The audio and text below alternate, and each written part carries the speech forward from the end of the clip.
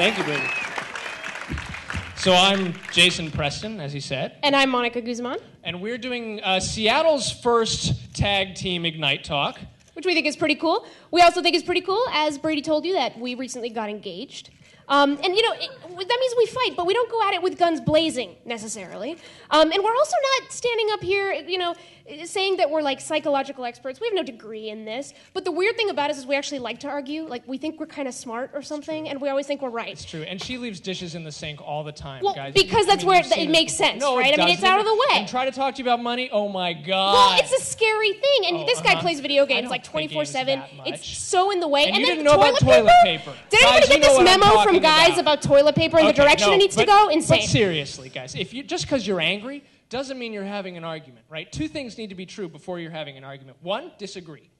Two, one or both of you has to want to change the other person's opinion. So once the stage is set, you can have an argument. First thing you need to pay attention to is the ego of the other person. You need to separate your point from the other person. Everyone has a little Cartman inside them. Some people have a little more Cartman inside them than others. So you have to be careful. How many of you guys out in the audience have said something like this in an argument before? Yeah?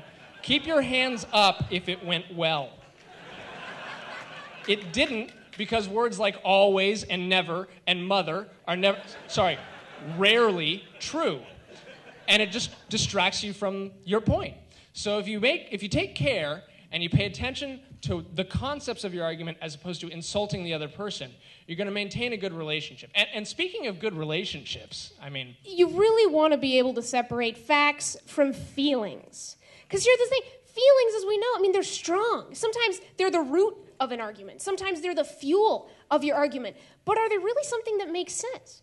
And if you pull the feeling apart from the actual point, can you actually be more productive and move along? Now, it's not just feelings that move you away from reason and rational arguments, but also biases, predispositions. It doesn't matter what kind of film theory you throw at Jason.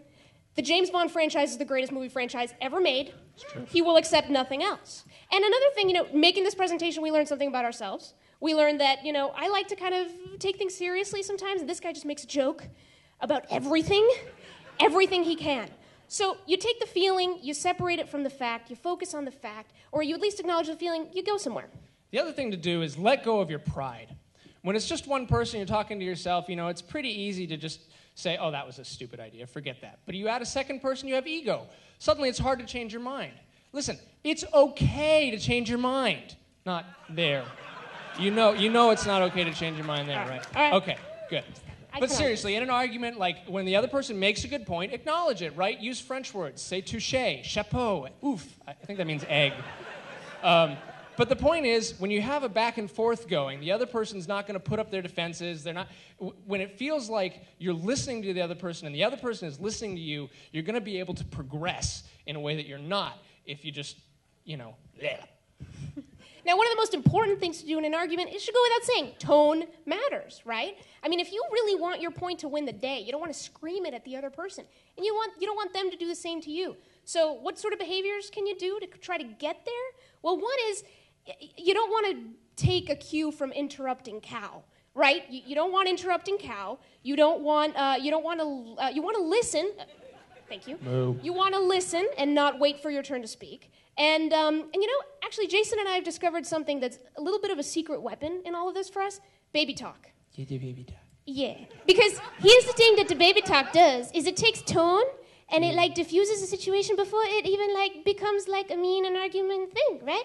And the other thing, yeah. And the other thing that the baby talk does is it reminds you that what really matters is that, is to people, and you kind of like the other person, and so, I don't know, some arguments you'll win. And some you won't. But maybe the better goal in an argument is just to seek, clarity and understanding about the other person. Learn something about yourself. Get a little more understanding. Have arsenal for the next argument. If you're able to have honest arguments... What did he do? No, that was you. Okay. If you're able to have honest arguments, you can really move forward and build off of them. So that's kind of cool. So how do you have an argument? You don't. You have a discussion. Think about it for just 1 second. Reframe it in your mind. If you're having a discussion, it's so much easier to do all of these things that we're talking about. It's so much easier to let go of your pride. It's easier to pay attention to your tone when you're talking to someone else. It's easier to separate facts from feelings and all of these things. So that's how you have an argument. I'm Jason Preston. And I'm Mónica Guzmán. Happy arguing.